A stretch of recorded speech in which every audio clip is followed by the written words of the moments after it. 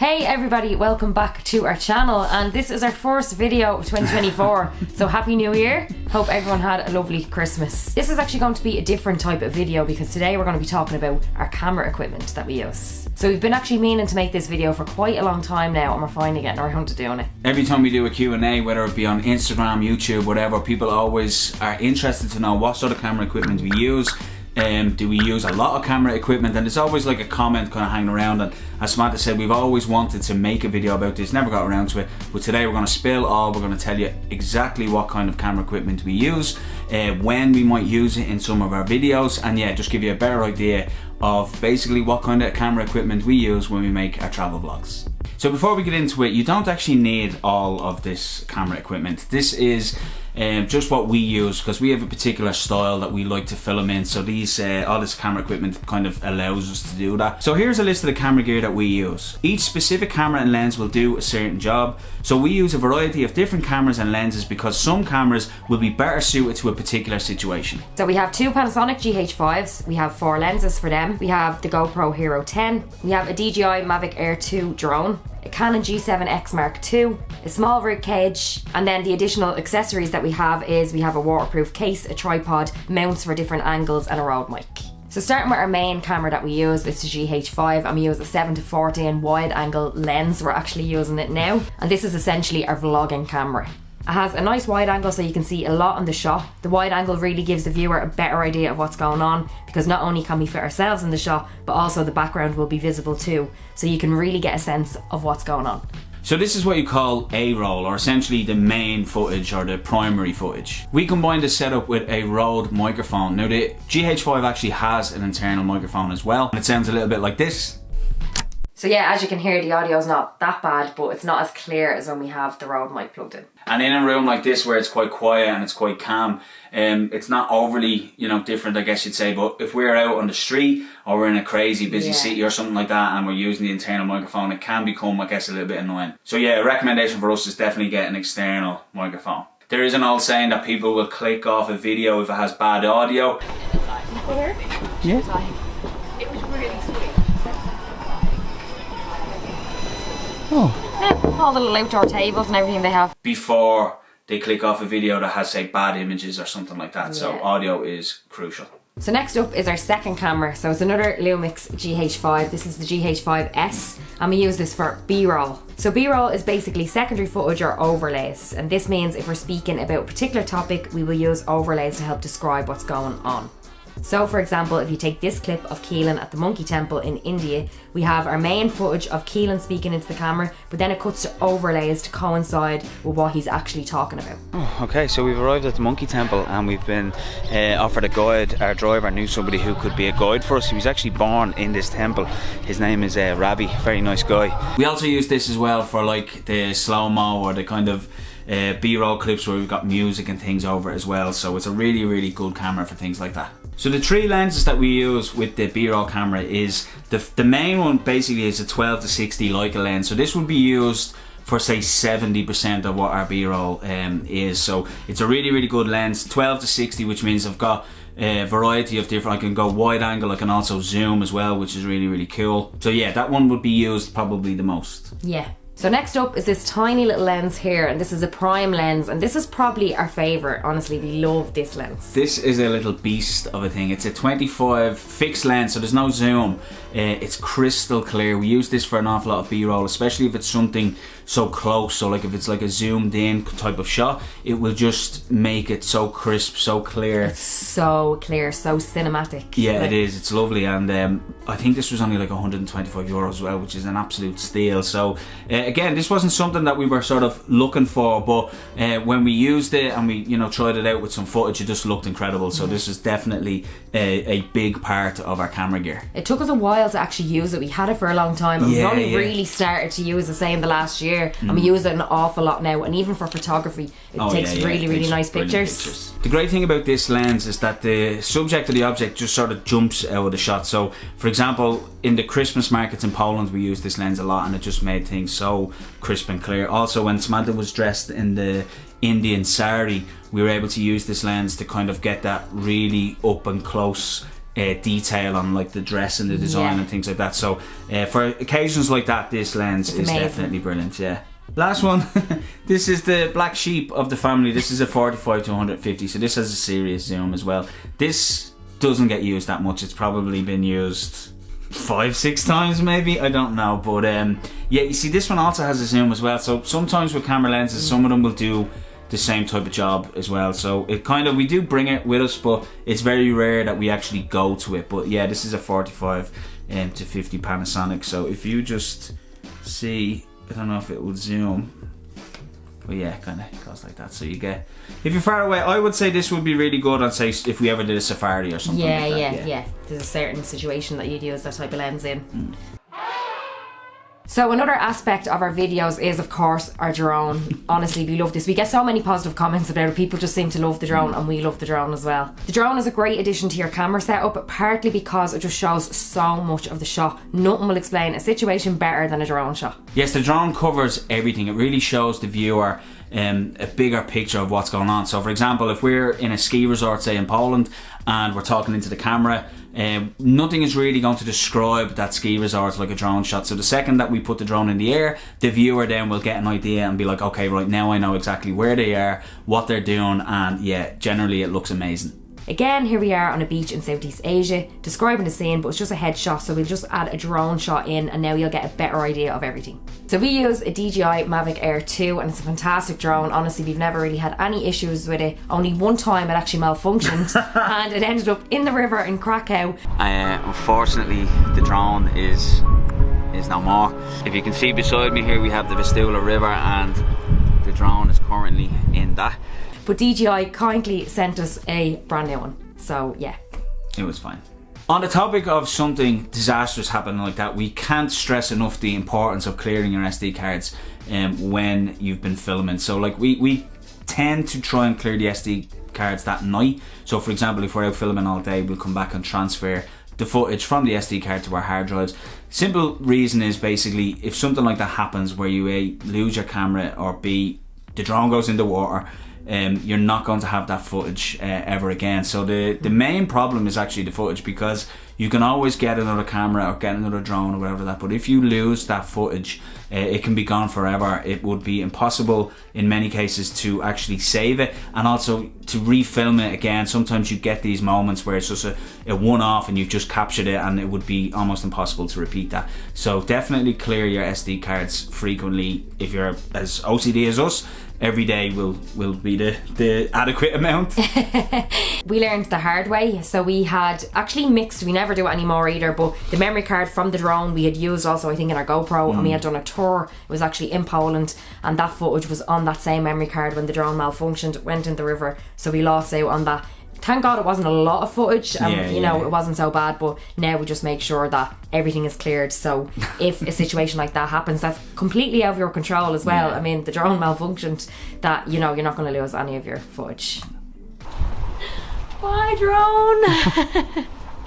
Our next camera in our setup is definitely the most versatile camera. This is the GoPro. It is the Hero 10 edition. So I think at the time of filming this video there is a Hero 11, but the Hero 10 is pretty good. We use this for an awful lot of unique situations. This is essentially an action camera, so it's ideal for the likes of activities that are challenging to film. For example, if we're skiing and we need our hands, we can essentially mount the GoPro to our helmets, just like in this shot. We can also change the angles very easily, so we can get a variation of different shots. It's recording on video, 4 seconds, 5 seconds. 6 seconds, yeah. Okay, right, so then it's good. And does it look alright? Yeah, it looks perfect. You're in the, your eyes not in there. It's okay. Right, lovely, right.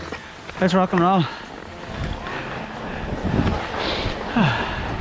Again, it's really small and light, so if we're on a zip line, like in this shot, it's going to be much easier to film than using our usual camera setup. It's also got a wide angle as well, so you can see a lot in the shot. What it's also really good for is if you want to mount it in like a fixed position. So we would use this kind of shot, for example, in our camper van series in Japan, where you just kind of fix it to like the windscreen and it kind of just picks up the entire scene. The GoPro is really handy for low-key filming. So for example, if you see our normal camera setup, it's quite large. Like this is it here, and that's without even the microphone on top of it. So it's quite obvious. So if we're in a situation you want to keep a low profile, but we still want to capture some shots, we will use the GoPro. We generally use this approach in like really crowded areas, and I think I think pound for pound, this is probably the best camera in our camera setup. Yeah, so I agree with Keelan. It is like probably our favourite camera. It's the most easiest and it's the handiest one to use. But the only thing is, I will say, it overheats. I don't know if anyone else has that trouble with it as well. I think they're known for overheating, but like, and the battery runs out really, really quick. So you'd want to have a couple of spare batteries. I think we have 4 at the moment. Yeah. Sometimes that's the only downfall with it. You get odd readings as well, where you look at it and it says 44%, and then 5 minutes later it's gone. So sometimes you can't really trust the readings on it, like for battery life and stuff. But I think, as you said, I think everyone who's had a GoPro has gone through the way this they're problem. built. Like, I don't think it's just an issue with our one. I think it's just the GoPro in general. If the battery life was maybe a little bit better and they didn't overheat, maybe it's because it's so small. I don't know, but like, it is a great camera. Other than that, the picture quality and all in it is amazing. Also, before I forget, we would use this as well in situation where there's water involved. So, for example, if it's lashing rain, like when we were in Bangkok that time, we had our normal setup, but then it started to get really, really like heavy rain, and of course the mic will get damaged and the other camera will get damaged. Where the GoPro it's a bit easier to keep dry. Also, as well, you can get like a waterproof case as well as goes in it. So if we're like, for instance, doing something in waterfalls or something, I don't know, or kayaking or something like that, we'll always use this. It's as we said, it's light. And it's just better in sort of rain or water situations. It's great. I think everyone should have a GoPro. As I said, I just have spare batteries for a lot of spare batteries. But it is amazing, and some people actually just use this completely as their camera setup, a GoPro. Okay, our last camera is... We've kind of kept it in for sentimental reasons, haven't we? Our last to show you, but our first camera. This is a Canon G7x. This is the very first camera that we used when we started to do travel videos. It's a little point and shoot camera, which basically means it's turn on, hit record, and away you go. It's that simple. It's mad, that brings back so many memories from the beginning. It's a lovely little camera though. We can't part with it. We can't part with it because with camera setups you do kind of you sell old equipment, you get new equipment. Like our camera equipment that we have now, that's not what we started with. We started with this, and then as time went on, we made some additions. But yeah, we can't get rid of this. It's actually a great little camera as well. I love it for nighttime shots. Oh yeah. There's a little nighttime setting on it. And it's great. It's really clear. It takes lovely pictures as well. Like that has the little screen that flips up, so if you are like first time vlogging or whatever, you can sort of see yourself then in the screen. But really easy camera to use as well. Yeah, it's not as wide as a wide angle as well. So if you actually look at our videos at the very beginning, you'll see that when we're vlogging, like our heads are taking up 80% of the screen. So it doesn't have like a wide angle, but it is, I think the benefit of this is it is a point and shoot. It's very much like if I see something I can just whip it out and I can just hit record and away you go. So that was kind of the reason why we got it at the beginning, wasn't it? I think so, like and because it was quite small as well, you don't want to be holding like a big camera, you're sort of nervous at the beginning or whatever, filming yourself. But this is a really, really good camera. I think many people actually still use them as well. They're about €500, which is a good price for, say, somebody who's starting off. Like, they might even be a little bit cheaper now. There's also a built-in microphone, so I don't think it actually takes a microphone. What we used to do was we used to put like a little wind cover thing over the mic then for situations. I think we used that in Portugal, so if you're on the beach and it was like there was a breeze or whatever, the microphone would pick it up. But you can just get like a little dead cat basically that sits on top of that. We used it in Greece as well. We climbed Mount Olympus in Greece, which is like the highest mountain in Greece, and we used this camera. But when we got to the top, it was so windy, so we do have to cover that. But definitely a good start-up camera for sure. Yes. Right, so and lastly then, just talking about cameras as well, we do use our phones, but that's literally for social media, so for like Instagram, TikTok, Facebook. Also as well, on the very, very rare occasion, if we're really stuck, all our camera gear's in our bag, for instance, if we're in the airport or something like that, we may use our phone for a couple of little clips that make it into the vlog. But like I said, it's very, very rare, but it's nice to kind of have it, I guess you'd say. Or something crazy happens and it's like, you need to capture it. But yeah, don't really use it that much. So yes, with all of that camera equipment and all the footage and content that you're going to shoot, you are going to need to edit it. So what we use to edit is Final Cut Pro. So this is a kind of software where I think it's €300, you pay a one-off payment and then you have it forever. It's I think it's pretty straightforward. I mean, I don't think you've got to be an editing genius to kind of work it out. There's also a lot of tips and tricks that you can get on YouTube to make you know, make better Shortcuts and videos stuff. and just kind of speed you along when it comes to editing and things like that. So editing is the type of thing that the more you do, the better you get at it. So also a lot of people use Adobe, I think, as well, which is another software. We just use Final Cut, and yeah, it works perfect for us. Or if you don't want to spend €300 and you're only starting and say you want to just try and see what it's like to edit, you can download CapCut. I'm sure you've probably heard of it. A lot of people use it for like social media, again, for like Instagram Reels or TikToks and stuff like that. There is a free version and you can basically use everything as well. Yeah. Straightforward enough, and yeah, it's free. So CapCut, I'd probably highly recommend downloading that if you didn't want to spend the €300. Another aspect as well is going to be frame rate. So that means basically what frame rate you're going to film in. So we usually film in 25 frames per second, and then our B-roll camera will be shot in, say, 50 frames per second.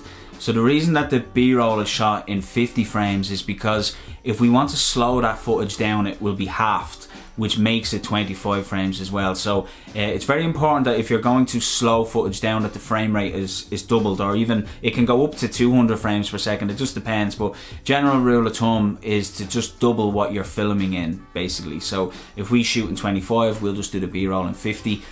Sometimes we see it as well in some videos that people will shoot in 25 and then slow-mo it, which doesn't work. So you get that kind of sort of laggy, jittery kind of footage. So it's not smooth. So slow motion should be smooth, and it is all to do with your frame rate. So if you're shooting, say if it's a GoPro or whatever it is, or a Lumix GH5, and it's in 25 frames, you won't be able to make that slow-mo. So just be sure of that. You can just move the adjustments in the settings to 25 becomes 50 frames or whatever. You usually know before you're going to film something if this is going to be a slow-mo section of your video. You know ahead of time, so you know I'm going to shoot this in 50, so I can actually slow it down exactly, then or whatever. yeah. So frame rates are important when it comes to, I suppose, editing certain aspects to your video, whether it be a slow-mo shot with some music, or maybe a particular situation where, you know, slow-mo is called for, really. Then the frame rate will become important then. But for general vlogging and filming into the camera, 25 is what we usually do. We could talk about frame rates all day long. There is so much to it, and yeah, we're basically just covering the basic gist of it, really. It probably sounds confusing if you've never, like, you know, heard of it, or you don't know much about cameras, but it's actually quite easy. The more you do it, you get used to it. Like, it is actually very simple. So that's all our camera gear that we spoke about now. So we're going to actually move on to accessories for the camera gear. So we have a tripod. That's the case of it, because the camera is actually sitting on the tripod right now. We use the tripod for a lot of things, don't we? Yeah. Actually be lost without it. It's great for picking up shots. It's like we call it like a third person. So for example, if we're doing a shot that we both want to be in, then the tripod is perfect. You can just set it up and then we'll both be in the shot. It just stays static, and you can. It's great, even for taking. Very creative with it, even for taking pictures. Like, we can download the Lumix Panasonic app on our phones, and then basically your phone turns into like a remote control for the camera. So once you have it placed on the tripod, then we can get a picture with like the two of us in it. Say. So it's very handy. So a tripod is quite important in your setup as well. So then another thing we have for the tripod, that's like a little phone mount then. So that just like attaches to it then. And then we can just hold our phone as well if we need to on the tripod. So that's just handy also. Next up we have a light. So I love this. I really love it. And we don't use it an awful lot. We don't use it that often, But again, it's for if there wasn't great lighting and it was dark, then this sort of attaches then onto the top of the camera. It actually sits on top of it. You have the camera there. One thing I'd say about the GH5s is that they're not really that great in low light. So the G7x that we had at the beginning, that's really good in low light as well. So sometimes we might need to do something like that. If, for example, if we're in a restaurant and we're doing, a section of the food and the restaurant's quite dark, we might just jump that light on and pick up the shot. So it's just handy. Again, we don't use it as much as we probably should use it, because it is really, really good. And again, you can adjust the light to the way you want it. Like, you can have it really bright or just sort of dim or whatever. But it's just really handy. Another one that we use is for stabilisation. So we have a small rig cage. Now, I don't actually have it, it's at home, but it connects to the camera and it allows you to grip from the side, which just makes it more of a kind of a steady shot. Also as well, if your camera has in-body stabilisation, that will help as well. And then in Final Cut, I know that there's a stabilising button as well. So if your footage just looks a little bit shaky, all of these things will help make the footage more stable. You can also use a gimbal, which we had, and that is by far and away the best option for stable footage. The footage looks like something you'd see in a movie. Unreal. It's unbelievable. Yeah, it really is. We actually used that in Poland. We should actually put to a clip of it here now. I think we walked to like a frozen lake or whatever. It was in the snow, and then the gimbal came with us, and it's just like cinematic movie stuff. Honestly, it's unreal. Unreal. The only downside to it is it takes a bit of time to set up, and then you take it off the camera, you put it back in your bag, then you put. So it's not very practical. So we had used it in situations like, for example, the snow, or we've also used it in the heat. And when you're in situations like that, you do want things to be, you know, a bit easier and a bit more straightforward. So the gimbal, what happened with the gimbal was we had still brought it with us, and then we never really used it. So that's usually a tell when it's time to move it on. I think the gimbal would be good for like one-off trips. If you were just going to do this one trip, and like, you know, you had some filming planned or whatever, and you wanted to use the gimbal. But if you're traveling to various different countries, it's awkward. It's actually just, it's heavy and it's awkward, and you'll end up not really using it. But the cage is great. The cage is great. Another additional tip, what you can do is, if you've got a strap, is just hold it out like that, and you can just, that bit of pressure, that bit of tension will just make the camera a little bit more stable. So that is another one that we might do as well if we don't have the small rig cage as well. So the rig cage is great. Yeah, it just has two handles on it, and it's quite light. It usually stays on the camera. Yeah, actually, it usually stays all the time. But yeah, they're just little tips for if you're struggling with stability in some of your shots, that you can use things like that. We also have then a waterproof case for the GoPro, as we mentioned earlier on, and we've other little connections. You can actually order like a GoPro set on Amazon, and pretty much everything comes in it. GoPro like handles, mounts for this, mounts for that. The floaty device as well. It has everything. It's just the amount of accessories for GoPro is unbelievable. Again, it's a small camera, so you're going to get lots of small accessories and stuff like that. But yeah, we've tons of stuff to that. Tons of stuff. We can actually put the links in for everything that we have down below as well. We have like an Amazon storefront, so everything that we have for the likes of the GoPro or any other sort of camera gear as well, you can actually purchase them through the link then as well. Right, so that's it on all of our camera gear. So if you do have any questions about anything at all, leave them in the comments below. Don't fall. Don't fall. I tell you, has anyone else been sick since the beginning of this year? I've just have not been able to shake the flu. Poor Keelan is dying for the past 2 weeks now. I've been lucky. I'm hoping I don't get it, because we do have a trip planned soon, like literally next week. So we're also going to be posting some travel guides from our trip in Asia last year as well, which will be helpful to people who are going to the likes of Thailand, Philippines and things like that. So as Samantha said, if you've got any questions about camera gear specifically, leave them in the comments below. Yeah, we will get back to you. Yeah, of course. And we will leave the links again for our Amazon storefront, and any other links that we need to leave, we will leave them in the description below, so you can go and check them out if you want. So if you like this video, leave a thumbs up just to support the channel. You can also follow us on all of our social media platforms, which is like Instagram, Facebook, TikTok. So yeah, we'll close the video out. We're excited for what's to come in 2024, because we do have big plans, and as I said, we do have a trip coming up next week. Isn't it next week? I think 10 days time. We're back on the road again. We're back on the road. We can't wait, honestly. And in the meantime, as Keelan said, there will be plenty of guides going up on the channel as well. So yeah, thanks very much for watching, and see you in the next one. Bye. Welcome to come back. No. That's Take two. Over the next. Testing 1, 2. We're getting that beeping sound again, which is a nightmare.